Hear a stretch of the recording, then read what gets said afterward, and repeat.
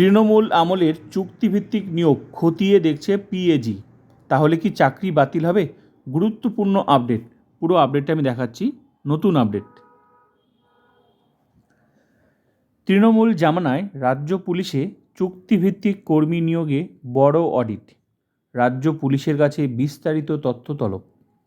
2024-এর 1 April থেকে 2025-এর 31শে December পর্যন্ত যত চুক্তিভিত্তিক নিয়োগ হয়েছে তার তথ্য তলব।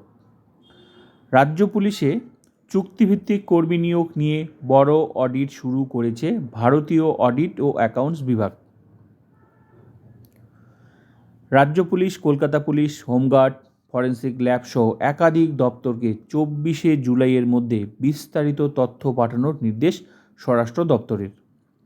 অডিটে CP, VF, VP, VF, THG, চুক্তিভিত্তিক ড্রাইভার, হোমগার্ড, এনভিএফ, আইটি কর্মী, গ্রুপ বি, সি, ডি কর্মী সহ সব ধরনের চুক্তিভিত্তিক নিয়োগের তথ্য চাওয়া হয়েছে।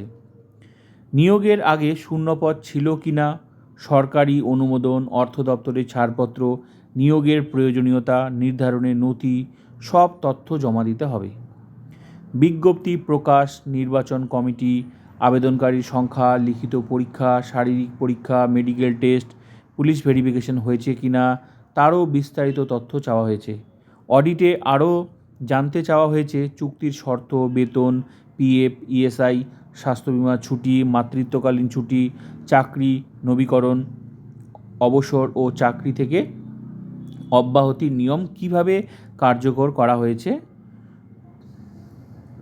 পাশাপাশি চুক্তিভিত্তিক কর্মীদের কর্মদক্ষতার মূল্যায়ন, শৃঙ্খলামূলক ব্যবস্থা, বরখাস্তের কারণ এবং আউটসোর্সিং এজেন্সির মাধ্যমে নিয়োগ টেন্ডার প্রক্রিয়া মানা হয়েছে কিনা তাও খতিয়ে দেখা হবে।